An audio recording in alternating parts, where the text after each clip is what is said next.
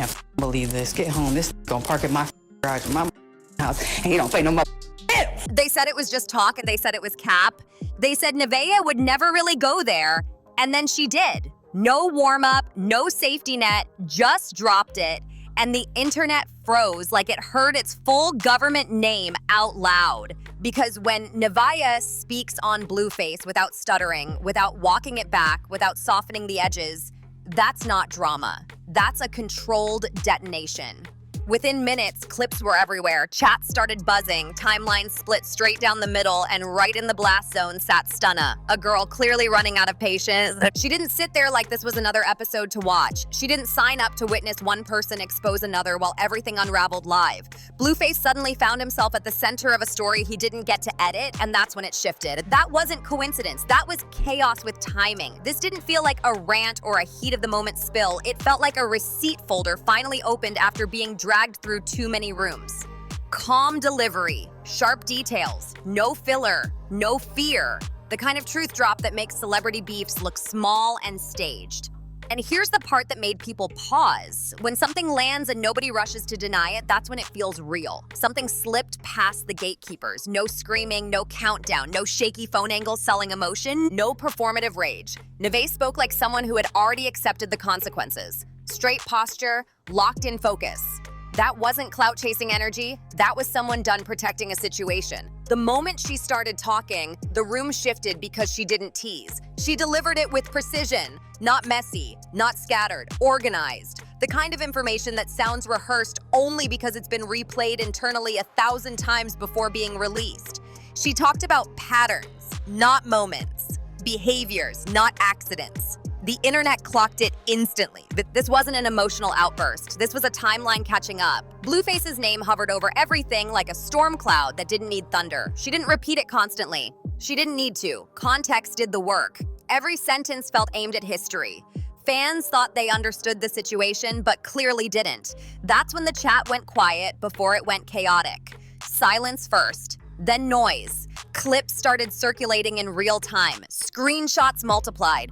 Group chats lit up because Nevaeh wasn't vague. She named dynamics. She described control dressed up as confidence. Loyalty demanded instead of earned. Apologies that never landed. Promises that disappeared once the cameras shut off. It sounded less like gossip and more like an internal memo that accidentally went public. Then the camera cut to Stunna's reaction, and that's where everything cracked. You could see it before she moved. The tight jaw, the stare that says, this wasn't part of the deal.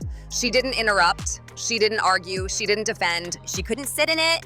She shifted, she stood, she removed herself from the blast radius, like someone who knew the structure was about to collapse. That walk-off said more than any denial ever could online. Leaving is louder than yelling. It's what people do when the truth hits too close. Fans clocked it immediately, because if this was cap, Stunna would have laughed it off.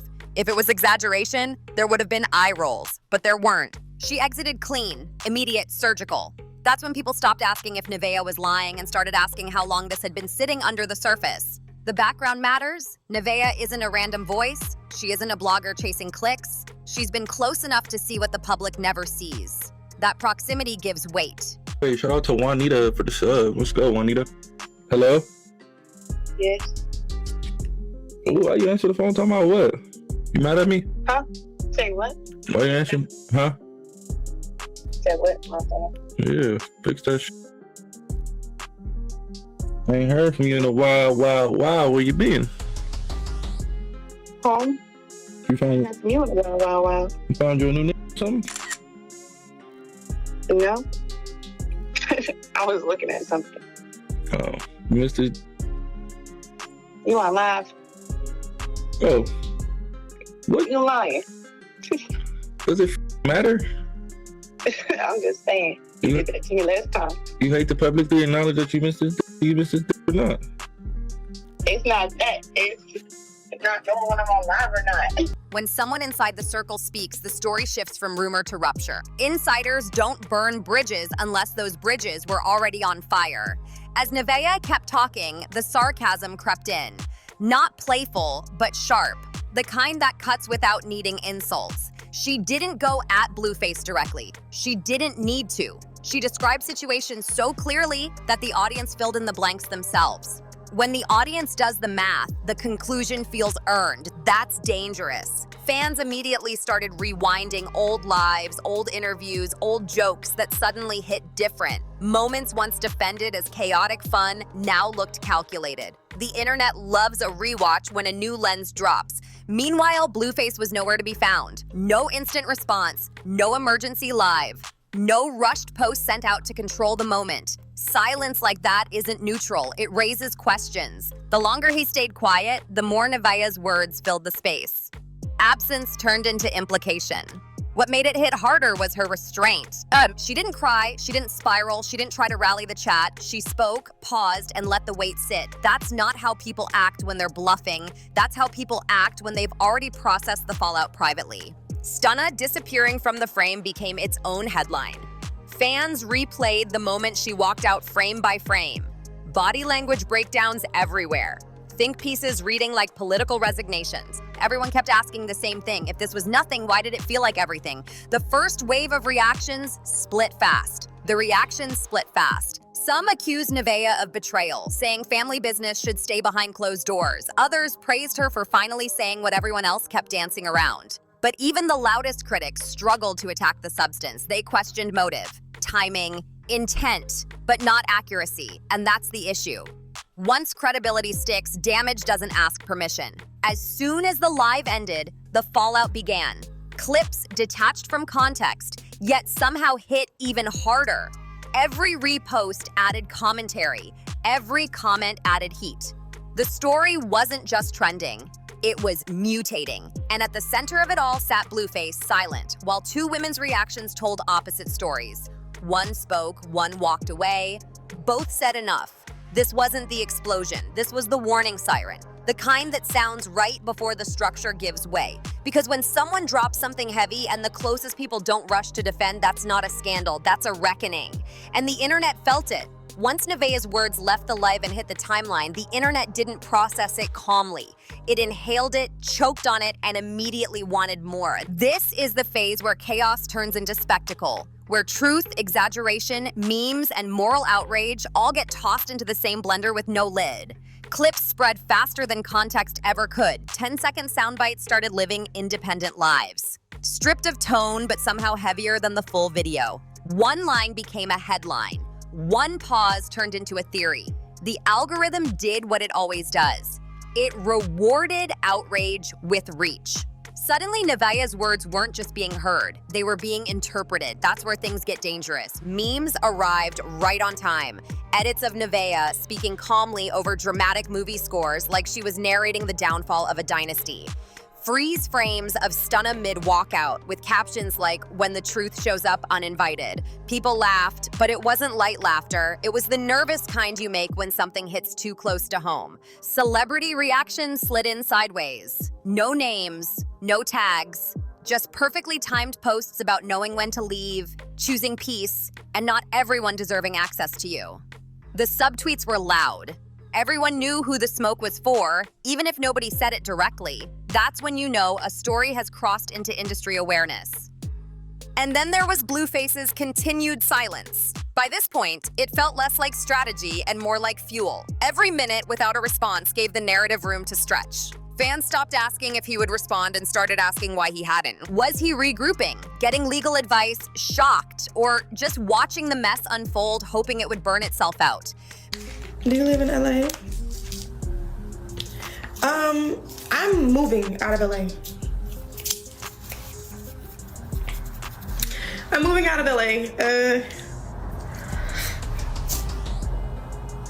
Meanwhile, Stunna's reaction became the emotional center of this phase.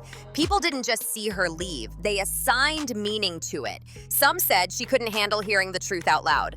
Others said she already knew and didn't want to be caught on camera confirming it. A few argued she was protecting herself from getting pulled into a mess she didn't create. The point is, everyone read that exit as intentional. And in the court of public opinion, intention becomes evidence. Nevaeh, on the other hand, stayed quiet. No victory lap, no follow-up live, no clarification tour. And that silence landed differently than Blueface's. Hers felt complete, like she said what she needed to say and wasn't interested in convincing anyone. That restraint made people lean in harder. When someone doesn't chase validation, their words gain weight over time. Instead of fading, public reaction fractured into camps. One side praised Nevaeh for breaking a cycle and exposing behavior people excused for too long. The other accused her of airing family business and causing damage that couldn't be undone. But even in the criticism, something stood out. Most people argued about whether she should have spoken, not whether what she said was true. That distinction quietly tilted the scale. Pop culture comparisons went wild. Some said it felt like a reality show where the scriptwriter quit and everyone started freelancing their trauma on live. Others joked this made celebrity love triangles look like high school drama club. The exaggerations were loud, but the core feeling was serious. This didn't feel staged. It felt like something that slipped out before damage control could kick in. Old footage resurfaced with new captions and new meaning. Interviews once labeled playful now felt tense. Jokes people laughed off suddenly sounded sharp. The internet loves rewriting history when new information drops, and Nevaeh handed them the pen. Nothing survived untouched. Even moments unrelated to her claims got dragged into the story. Patterns were identified. Signs were debated. Comment sections turned into war zones. Not over facts, but over loyalty. Who owes who silence? Who waited too long? Who had power and who absorbed damage? It stopped being about Blueface alone and turned into a wider conversation about power dynamics, fame, and why chaos keeps getting protected when it's labeled as love. And the pressure started showing. Fewer public interactions, quieter movements, subtle shifts. When the noise gets this loud, even silence starts talking. Support became harder to spot. The usually loud digital crowd grew noticeably quieter, and in internet culture, silence from supporters speaks louder than noise from critics. It signals hesitation, distance, a shift that doesn't need explanation. By the end of this phase, the story had outgrown the original bombshell.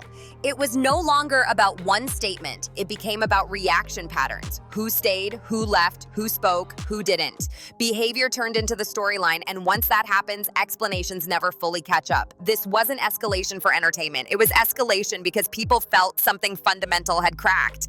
And once that crack forms, everything that follows only widens it. When the noise finally dipped below a roar, what remained wasn't relief. It was residue. This is the part of a scandal that doesn't trend loudly but lasts the longest. Reputations don't always implode on camera. Sometimes they erode in public, slowly, relentlessly. And once that wear sets in, no amount of spin restores the shine.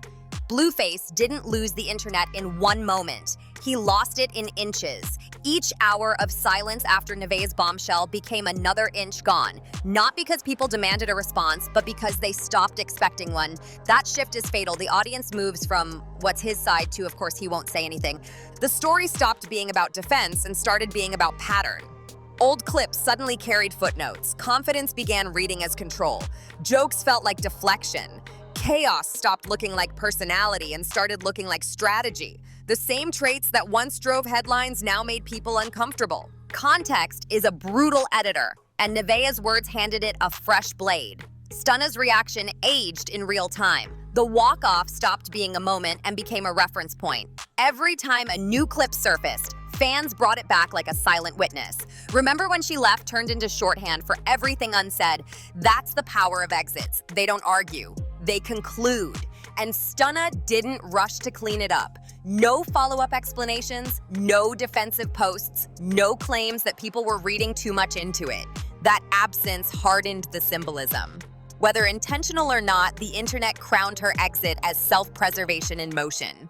A line drawn without ink. Nevaeh's role solidified into something even more disruptive. She didn't become a hero or a villain, she became a reference. The person people point to when they talk about what tipped the balance. What unsettled critics most was that she didn't chase applause. No merch, no interviews, no monetized aftermath. She spoke once and let the consequences breathe. That restraint turned her bombshell into a slow burn instead of a flash. Each day without contradiction made her words heavier. Each subtle shift from people around Blueface tightened the theory web.